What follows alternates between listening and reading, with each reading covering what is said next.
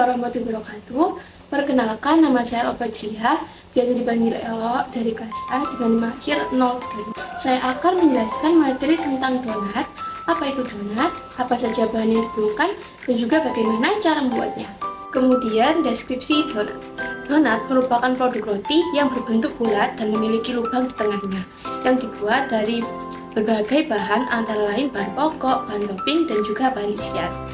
Bahan pembuatan donat terbagi menjadi 3. Yang pertama ada bahan pokok, yang kedua ada bahan topping, dan yang ketiga ada bahan isian. Nah, bahan pokok ini bahan yang wajib ada dalam pembuatan donat.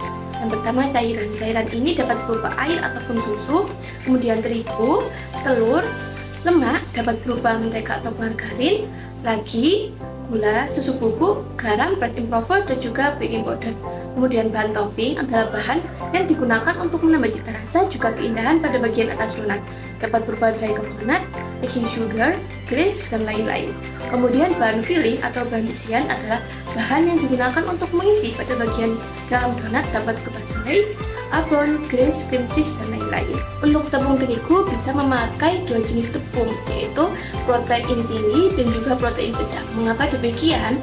Karena hasil dari donat yang menggunakan full tepung protein tinggi akan menghasilkan donat yang kenyal dan juga sangat empuk. Oleh karena itu, dikombinasikan dengan terigu protein sedang agar hasil empuk, kenyal, namun tetap kokoh. Nah, biasa ditambah 20% dari total tepung. Penggunaan baking powder bertujuan untuk meningkatkan kemampuan saat fermentasi, sedangkan baking powder yang digunakan yaitu double acting. Nah, baking powder double acting ini membantu mengembalikan bentuk saat penggorengan.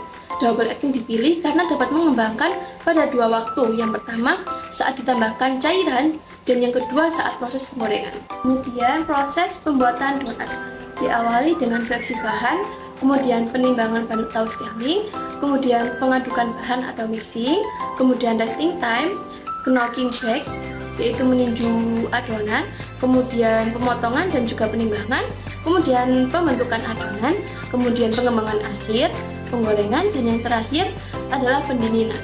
Yang pertama adalah seleksi bahan.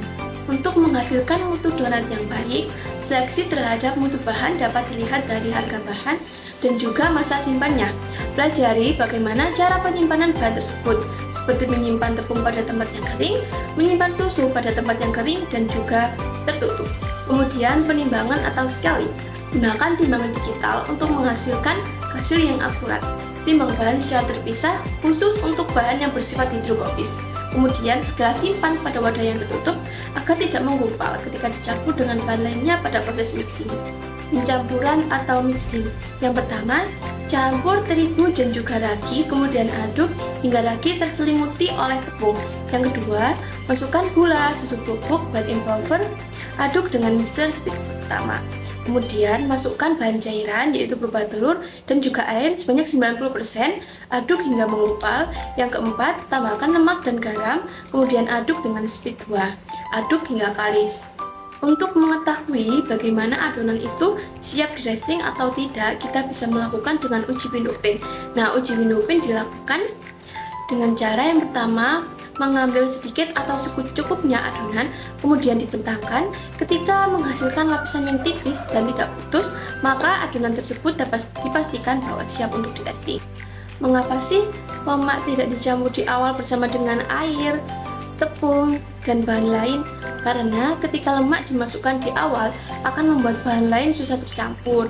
Mengingat air dan lemak tidak bisa tercampur, jadi bahan garing dan cair dicampur di awal, kemudian ketika sudah tercampur ditambah lemak dan juga garam. Cairan menjadikan bahan tercampur dan gula bisa larut dalam air, disebut solubility. Tahap selanjutnya adalah resting time. Resting time dilakukan dengan meletakkan adonan pada meja atau bowl dan menutup bagian permukaan dengan plastik wrap guna mencegah penguapan, kemudian agar adonan tetap lembab dan lembut pada bagian permukaannya dan juga tidak kering.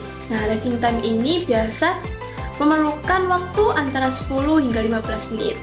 Setelah resting time pertama, adonan akan menuju tahap knocking back. Nah, Knocking back ini dilakukan dengan meninju adonan menggunakan tangan atau menggilas atau menekan dengan rolling pin. Nah, knocking back ini bertujuan untuk menghilangkan gas karbon dioksida dan menarik udara keluar dalam adonan sehingga rasa asam pada roti dapat hilang. Nah, biasa dilakukan di meja, namun proses peninjuan atau pengembisan ini tidak boleh terlalu kasar yang dapat mengakibatkan lapisan halus pada permukaan adonan akan sobek. Setelah knocking back, adonan akan melalui tahap pemotongan dan juga penimbangan. Adonan dipotong dengan dough cutter dan ditimbang sesuai berat donat yang dikehendaki. Nah, biasa adonan donat itu memiliki berat 40-45 gram. Kemudian setelah dipotong dan ditimbang, adonan akan dibentuk. Nah, pembentukan adonan donat dapat dilakukan dengan dua cara. Yang pertama menggunakan cetakan dan yang kedua dipipihkan kemudian dilubangi. Jika menggunakan cetakan, pastikan cetakan telah ditaburi tepung. Jika manual, pastikan meja kerja bersih dan telah ditaburi tepung. Tata pada kertas roti yang telah dipotong persegi guna peletakan masing-masing donat. Nah, cara ini dapat menghindari pengempesan donat saat akan melakukan proses penggorengan.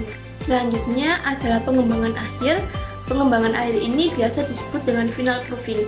Pada bread dan donat berbeda.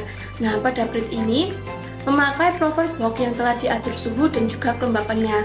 Sedangkan donat pengembangan akhir menggunakan suhu kamar dengan ditutup wrap maupun lap, namun tidak bersentuhan langsung dengan permukaan donat. Jadi, pastikan alas untuk meletakkan donat itu loyang atau gerabah plastik yang memiliki tinggi samping-samping melebihi tinggi donat agar ketika ditutup, lap atau wrap tidak menekan adonan donat. Kemudian penggorengan. Gunakan suhu minyak 180 derajat Celcius. Gunakan api sedang cenderung kecil. Gunakan sumpit untuk membalik donat. Jangan dibolak-balik atau disiram dengan minyak. Kemudian perhatikan jumlah donat dalam sekali penggorengan. Saat menggoreng donat, jangan dibolak-balik, karena ketika dibolak-balik, bagian luar akan matang sedangkan bagian dalam akan mentah. Akibat panas tidak merambat hingga ke dalam adonan donat. Untuk penggorengan, sesuaikan jumlah donat dengan lebar pan yang digunakan. Jangan terlalu banyak dalam sekali penggorengan. Ingat, donat akan mengembang lagi ketika digoreng akibat penambahan baking powder. Jika ruang sempit, donat satu akan bersentuhan dengan donat lain, sehingga bentuk donat tidak beraturan dan pengembangan terjadi tidak maksimal. Selanjutnya adalah pendinginan. Letakkan donat di atas rak pendingin atau cooling rack agar uap panas dapat keluar secara sempurna. Setelah didinginkan, donat dapat diberi topping kemudian dikemas. Mengapa memakai cooling rack? Karena ada space antara donat dan juga dasar meja, sehingga bagian bawah donat suhunya juga akan turun sama seperti bagian atas donat. Kemudian pastikan tidak didinginkan di bawah AC dan juga kipas angin, karena dapat mengakibatkan bagian luar dingin dan dalam masih panas. Ketika dalam keadaan tersebut, kemudian donat dikemas, akan mengakibatkan donat yang berkeringat. Hal tersebut dapat mempengaruhi pada jangka waktu simpan. Sekian penjelasan dari saya. Mohon maaf apabila ada kekurangan dan kesalahan kata. Terima kasih atas perhatiannya. Wassalamualaikum warahmatullahi wabarakatuh.